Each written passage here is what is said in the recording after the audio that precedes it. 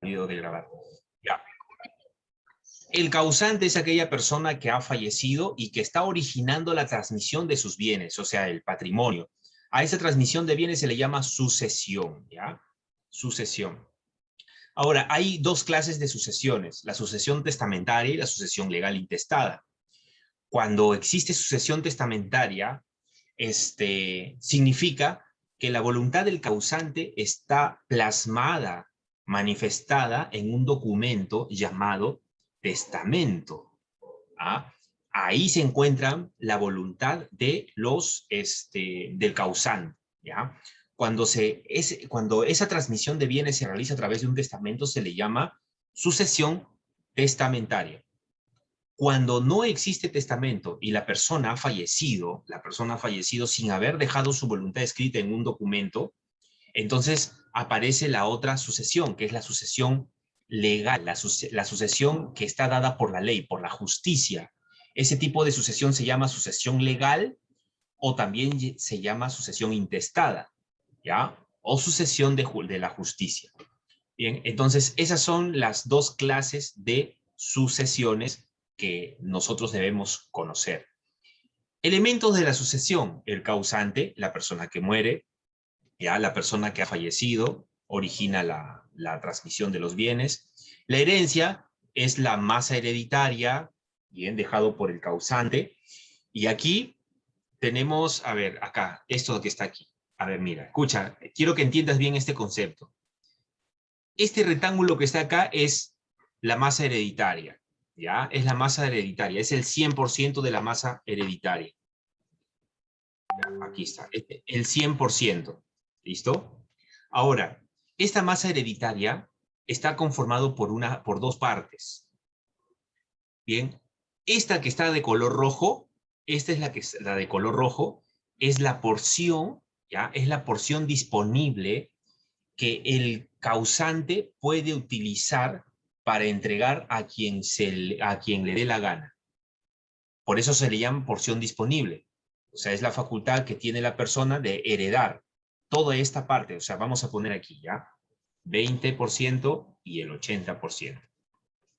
Entonces, esa parte es la que él puede disponer para heredar. Le puede entregar a cualquiera. Profe, ¿y por qué no usa el 100%? No. Para usar el 100%,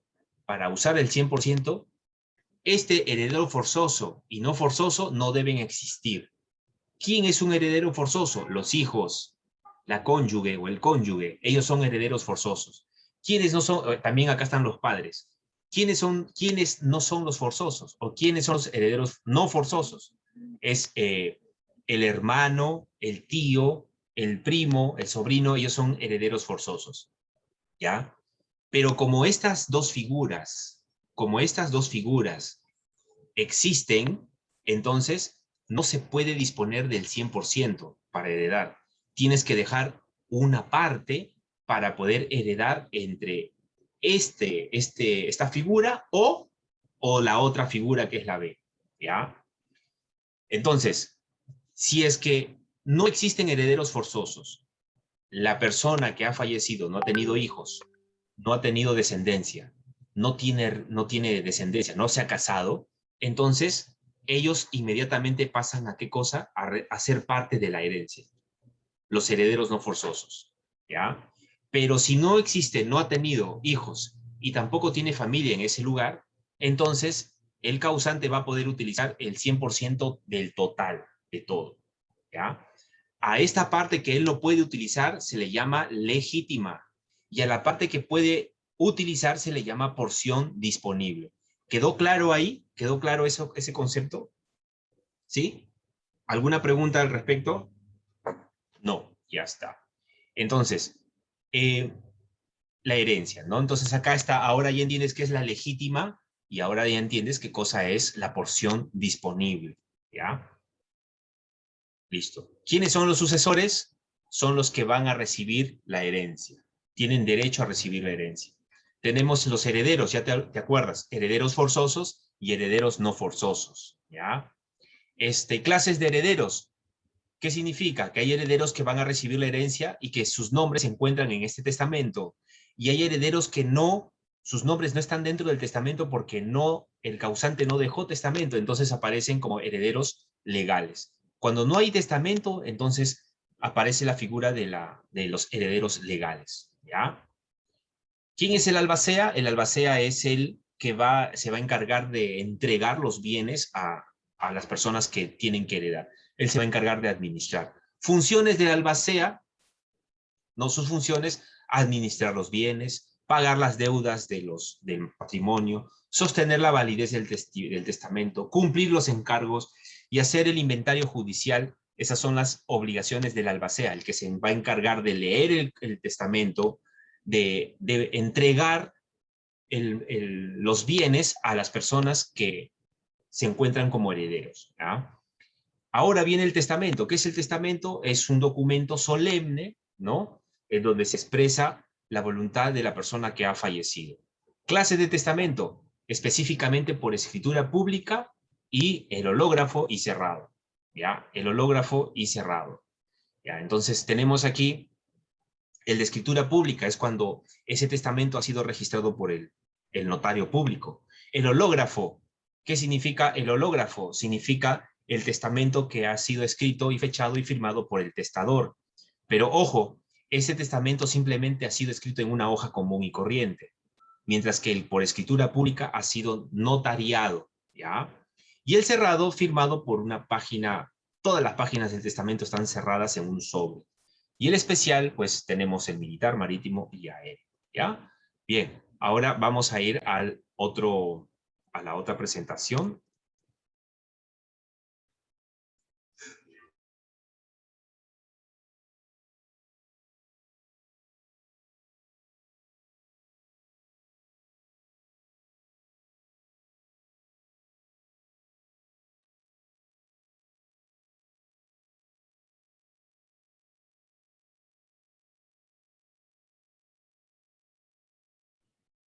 Listo. Sistema electoral peruano. Ahí está. Sistema electoral peruano está compuesto por 3 estructuras definidas: el Jurado Nacional de Elecciones, la Oficina Nacional de Procesos Electorales, el Registro de Identificación y Estado Civil. ¿Cuál es la función principal de todo el sistema electoral? Que no haya fraude, alumnos, que no haya fraude. Esa es la función del sistema electoral. Profe, ¿y si los integrantes de este sistema están comprados, sobornados? Sí, eso pasó, sí pasó. ¿En qué momento pasó de la historia? En el tercer gobierno de Alberto Fujimori, ¿ya? Cuando alteró el voto popular e hizo aparecer casi 800,000 votos de la nada para que él pueda ser el ganador. ¿Alguien salió a las calles? No. ¿La fiscalía entabló investigaciones? No. ¿El Poder Judicial? Tampoco. ¿Sabes por qué? Porque todas esas instituciones estaban capturadas por la red mafiosa de Vladimiro Montesinos y Alberto Fujimori, ¿ya? Entonces, ¿qué tiene que hacer ahora el sistema electoral peruano? La finalidad es expresar la auténtica y libre espontaneidad de los ciudadanos, que los votos sean reales, ¿ya? Que expresen los votos, que se expresen la voluntad popular. ¿Listo? Vamos a ver cuáles son las funciones del Jurado Nacional de Elecciones. A ver, escucha, mira. Un partido político determina que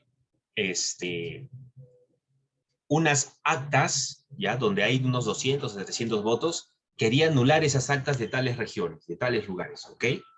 Bien, ¿por qué? Porque el partido político asume que hay irregularidades o hay fraude. Entonces han alterado las firmas, etcétera, etcétera. Muy bien, ya, ¿está en su derecho ese partido político? Sí, ya, muy bien. Que presente las pruebas. ¿A quién le va a presentar las pruebas y la nulidad de las actas? Le va a presentar al Jurado Nacional de Elecciones. Bien, pero en el Jurado Nacional de Elecciones, ¿a quién se lo va a presentar? Se lo presenta primero, a ver, entra las tachas, bien, la nulidad de esas actas, al Jurado Nacional de Elecciones, pero a la primera instancia. ¿Y quién es la primera instancia? Observa aquí, los jurados electorales especiales. Ellos son la primera instancia, ¿ya? Entonces, el jurado electoral especial recibe las tachas, empiezan a investigar, a analizar, e incluso se hizo público para que todo el mundo lo pueda ver, ¿listo? ¿Y cuál fue el resultado? que todas las impugnaciones o todas las nulidades de esas actas que había presentado este partido político no funcionaron. No se podía anular porque este jurado especial electoral determinó que no había ningún tipo de irregularidad. Por lo tanto, se desestima la intención de anular esa acta. Todas las actas se desestimaron, alumnos. Todas las actas se desestimaron. Bien, o sea que no se anularon. El otro partido político dice, ¿sabes qué? No estoy de acuerdo con tu sentencia. Mira, ya me llegaste, ya, dame mis documentos, me voy a ir a la segunda instancia. Entonces se va a la segunda instancia. ¿Y dónde es la segunda instancia? Aquí. El pleno. ¿Cuál es la segunda instancia?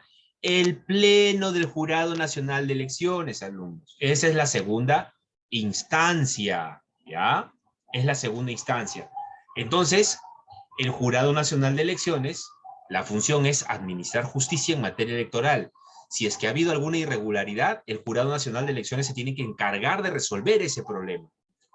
Y es la razón por la cual no tenemos todavía elegido un presidente. ¿Por qué no tenemos elegido un presidente? ¿Sabes por qué razón? Porque el Jurado Nacional de Elecciones, que revisó las impugnaciones de las actas, se llama, en primera instancia se llama Jurado Electoral Especial. Ellos dieron su sentencia y el fujimorismo o el partido político dijo que no estaba de acuerdo y que iba a presentar a segunda instancia. Y lo presenta al pleno, aquí al pleno. ¿Y qué cosa tiene que hacer el pleno? Revisar todas esas nulidades otra vez, menos mal que fue televisado, público, a revisar. ¿Y cuál está siendo el resultado? Que ninguna de las actas están siendo anuladas. Entonces, ¿por qué rayos están presentando pruebas que no son las correctas y que lo único que está haciendo es dilatar el tiempo? Yo no sé por qué estarán dilatando el tiempo. ¿Cuáles serán su voluntad y sus intenciones? No lo sé. Hay un montón de especulaciones que se dan en los medios de comunicación, en las redes sociales, pero estas son las circunstancias. Entonces, el pleno está integrado por 5 miembros elegidos en diferentes instancias, ¿ya? ¿Quién más?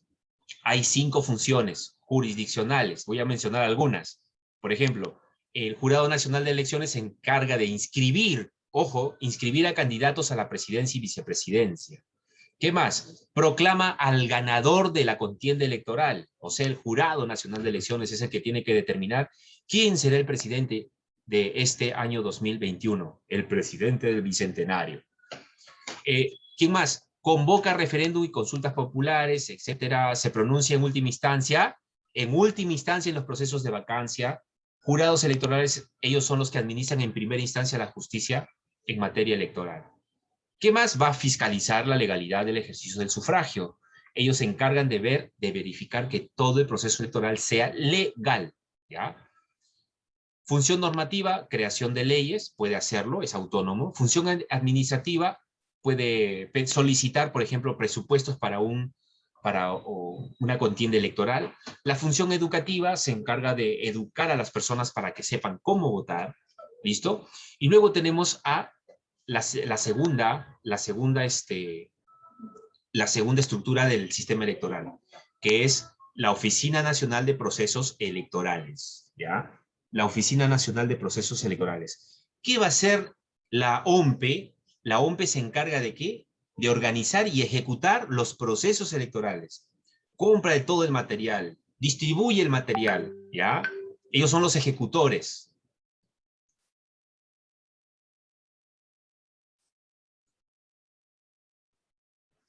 El jefe de la OMPE es nombrado por la Junta Nacional de Justicia. Es un tema que nosotros también vamos a tratar más adelante, probablemente. Ellos lo eligen durante un periodo de 4 años. ¿Cuál es la función esencial de la Oficina Nacional de Procesos Electorales? Velar, mirar, proteger o encargarse de que el voto, el conteo de los votos sea la expresión de la voluntad popular. Que no haya trafas, ¿ya? Que no haya, por ejemplo, 26,000 personas y haya 30,000 votos. 26,000 personas votaron y aparecen 30,000 votos. ¿De dónde salieron los otros 4,000? Ya, eso no debe haber. Por eso ellos se encargan de que el conteo sea lo más transparente posible, ¿no? ¿Qué más hace la Oficina Nacional de Procesos Electorales? Diseña y ejecuta los programas, o sea, ellos capacitan a los miembros de mesa. ¿Qué más hacen? Bueno, obtiene resultados de los procesos electorales, o sea, quien se encarga de determinar el conteo total de los votos. Se llaman votos procesados y votos contabilizados. Ya. Cuando se termina de contabilizar el último voto, recién la OMPE determina que se acabó, ya no hay más conteo de votos, ¿no? Y ese es el resultado final. Listo, se acabó. ¿Quién se encarga de dar ese conteo, el escrutinio total de las actas contabilizadas? Es la OMPE. ¿Qué más brinda desde el inicio del escrutinio? O sea, el conteo. Realiza la inscripción de candidatos y verifica los requisitos legales para la participación de organizaciones e instituciones en procesos electorales. Quiere decir que la OMPE se encarga de determinar qué candidato puede participar y qué candidato no puede participar. Para que participe un candidato tiene que reunir requisitos, ¿ya? Requisitos. Cuando ese candidato no reúne los requisitos esenciales, no participa.